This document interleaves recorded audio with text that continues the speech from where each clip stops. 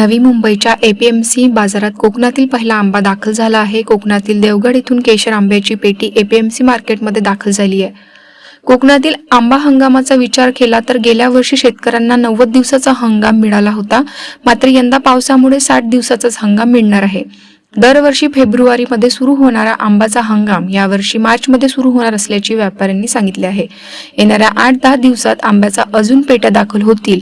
आज दाखल झालेल्या 5 डझनाच्या केशर आंब्याची पेटीची किंमत जवळपास 15,000 ते 16,000 आहे, अशी माहिती व्यापाऱ्यांनी दिली आहे। परंतु यंदा केशर ह्या जातीनं यंदा त्याचा मुहूर्त झालेला आहे। वाघोटन मधले एक शकील मुल्ला नावाचे प्रगतिशील शेतकरी आहेत देवगड तालुक्यातले, त्यांनी आज ही आंब्याची पेटी पाठवलेली आहे आणि येणाऱ्या 8-10 दिवसामध्ये त्यांच्याकडे जवळ अशा 10 ते 15 पेट्या आहेत। ते आता येत्या 8 दिवसामध्ये त्या सुद्धा पेट्या मार्केटमध्ये विक्रीला येतील।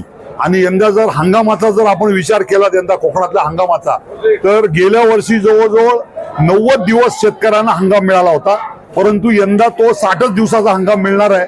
कारण यंदा पाऊस जवळजवळ नोव्हेंबर महिन्यापर्यंत पाऊस पडत असल्यामुळे यंदा आंब्याचा हंगाम जो आहे तो उशिरा चालू होणार आहे। म्हणजे 15 ते 20 मार्च नंतरच खरा आंबा हंगाम हा सुरू होणार आहे। परंतु सुरुवातीला काही शेतकऱ्यांकडे कोणाकडे 10 पेट्या, कोणाकडे 15 पेट्या, कोणाकडे 20 पेट्या, अशा ह्या ज्या पेट्या आहेत हे येणाऱ्या 8 ते 10 दिवसामध्ये मुंबई मार्केटला यायला सुरू होतील। परंतु खरा जो हंगाम आहे तो 15 ते 20 मार्च नंतरच यंदा खरा हंगाम चालू होणार आहे। किती रेट आहे सध्या 5 पेटी? आता आज एक 5 डझनाची जी केसरची पेटी आलेली आहे तिचा अंदाजे रेट 15 ते 16,000 रुपयाने पेटी विक्रीला गिराईक भाव भरेल असा आमचा अंदाज आहे।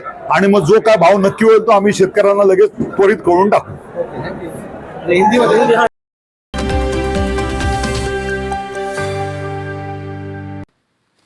प्रसिद्ध अभिनेत्री प्रार्थना बेहरे यांनी आज वाढदिवसानिमित्त शिर्डी येथे पोहोचून श्री साईबाबा समाधीचे दर्शन घेतले।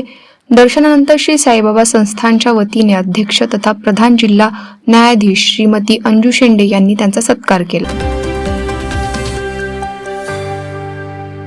मुख्यमंत्री देवेंद्र फडणवीस यांनी सावित्रीबाई फुले यांच्या जयंतीच्या दिवशी संभाजी भिडे उर्फ मनोहर कुलकर्णी यांचा छगन भुजबळ यांच्या उपस्थितीत सत्कार केला होता। यावर काँग्रेस नेत्या माजी मंत्री यशोमती ठाकूर यांनी आक्षेप घेत संतप्त प्रतिक्रिया दिली। आदरणीय सन्मान्य मुख्यमंत्री साहेब मनोहर कुलकर्णीचा सत्कार करत होते आणि भुजबळ साहेब तो सत्कार शून्यात जाऊन बघत होते। खरं मनोहर कुलकर्णींनी खूप अपमान केलेला आहे आई सावित्रीचा, महात्मा ज्योतिबा फुलेंचा।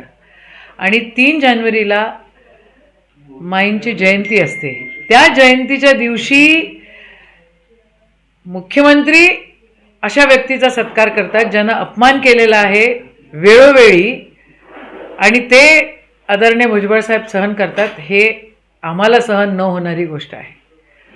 पुरोगामी आपण म्हणत असताना हे कोणचे लोक आणलेले आहेत आणि काय सुरू आहे या देशामध्ये हे अजिबात यांच्याकडनं अपेक्षित नाही आहे, असं माझं ठाम मत आहे। राज्याची सध्याची परिस्थिती अतिशय चिंताजनक असल्याचे मत माजी आमदार बच्चू कडू यांनी व्यक्त केले आहे। राज्यात विरोधी पक्षच अस्तित्वात नाही। भाजपाने जे मित्रपक्ष सोबत घेतले तेही आता दिसत नाही। विरोधक आणि मित्रपक्ष दोघेही गायब असून आता फक्त भाजप शिल्लक आहे, असे कडू यांनी सांगितले। भाजपची तुलना त्यांनी रशियाच्या राष्ट्राध्यक्ष व्लादिमीर पुतीन यांच्याशी केली। पुतीनप्रमाणे विरोधकांचा नाश करण्याचे आणि एकहाती सत्ता गाजवण्याचे चित्र भाजपने उभे केले आहे, असे ते म्हणाले। राज्याची अतिशय वाईट अवस्था आहे। या राज्यामध्ये विरोधी पक्ष ठेवला नाही भाजपनं, या दोघांना घेऊन, आणि ज्या दोघांना घेतलं त्यांना पण ठेवलं नाही। म्हणजे मित्रपक्ष पण गायब, विरोधी पक्ष पण गायब, आता फक्त भाजप आहे। भाजपशिवाय आता या राज्यात देशामध्ये काही होऊ शकत नाही। पुतीन जो आहे त्या पद्धतीनं एकाएकी आणि कुठलाही दुश्मनच इथं ठेवायचा नाही विरोधक, अशा प्रकारे एकंदरीत चित्र उभं करण्याची स्थिती येईल। ते आता लगेच घोडा मैदान समोरच आहे आणि चित्र स्पष्ट होईल। भाजप अशी व्यवस्था आणून ठेवेल, बाहेर कसं आहे भाजप हा जो पार्टी आहे ना हे बिलकुल माहीत पडत, दंडा नाही मारत, पण दंडा न मारता जे जखम करण्याचा जो प्रकार आहे, म्हणजे वरतून घाव दिसणार नाही पण अंदरून पोखरून टाकल्याशिवाय राहणार नाही। जायकवाडी हा मराठवाड्यासाठी महत्वाकांक्षी प्रकल्प असून 2.40 लाख हेक्टर शेती ओलिताखाली आणणारा आहे. जायकवाडी धरणाला खऱ्या अर्थाने मराठवाड्याची जीवनरेखा म्हटलं जातं. अशा महत्वाकांक्षी जायकवाडीच्या धरणात ऊर्ध्व भागातून येणारे पाणी 60% कपात करण्याचा निर्णय महाराष्ट्र अभियांत्रिकी संशोधन संस्थेचे महासंचालकांनी घेतलेला आहे. तो अत्यंत मराठवाड्यावर अन्यायकारक असा निर्णय आहे. या निर्णयाचा आम्ही सर्व निषेध करतो, अशी प्रतिक्रिया माजी मंत्री राजेश टोपे यांनी व्यक्त केली. मराठवाडासाठी वरदान असलेलं जायकवाडी धरण म्हणजेच मराठवाड्याच्या 50% जनतेला पिण्याचं पाणी देणारं हा महत्त्वाकांक्षी प्रकल्प आणि जवळजवळ 2.5 लाख हेक्टरला ओलिताखाली आणणारं हे जायकवाडी धरण.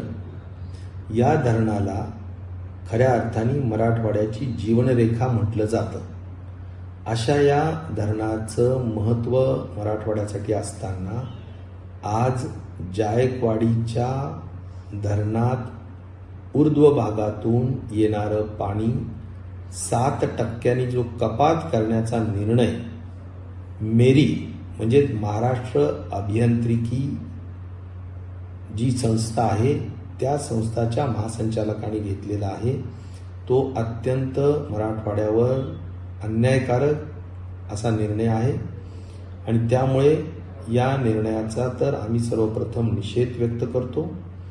आता या मेरीचा जो ठराव पाठवण्यात आलेला आहे त्याच्यावर सूचना हरकती घेण्यात येणार आहेत असं समजते. माझं मराठवाड्याच्या जनतेला सुद्धा आवाहन राहील, विनंती राहील की आपण सर्वांनी या ठरावाला विरोध करावा आणि आपल्या हक्काचं, मराठवाड्याच्या हक्काचं, जायकवाडीचं जे पाणी कपात करण्याचा निर्णय आज जो घेण्यात आलेला आहे त्याला कुठल्याही परिस्थितीत आपण होऊ देता कामा नये अशी माझी आपल्या सर्वांना नम्र विनंती आहे. अन्यथा मराठवाडाची जनता आपल्या लोकप्रतिनिधींना कुणालाही माफ करणार नाही आणि माफ करू नये असंच यामधलं माझं मत असणार आहे. त्यामुळे जागरूक होऊन या प्रश्नाच्या बद्दल गरज पडल्यास लढा उभारावा, परंतु आपल्या हक्काचं पाणी सोडता कामा नये अशी माझी मराठवाड्याच्या जनतेला या निमित्ताने विनंती आहे आणि शासनाला सुद्धा त्याच दृष्टिकोनातूनची सूचना आहे.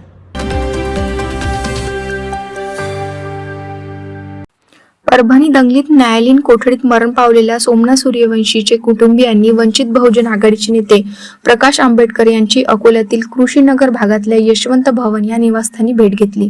दरम्यान सोमनाथ सूर्यवंशीच्या मृत्यूनंतर आतापर्यंत झालेल्या सर्व घडामोडीवर कुटुंबियांनी प्रकाश आंबेडकरांशी चर्चा केली. सूर्यवंशी यांच्या कुटुंबियांनी आतापर्यंत राहुल गांधीसह राज्यातील अनेक मोठ्या नेत्यांची भेट घेतली. मात्र प्रकाश आंबेडकरच आपल्याला न्याय मिळवून देतील अशी आशा सूर्यवंशी यांच्या कुटुंबियांनी व्यक्त केली आहे.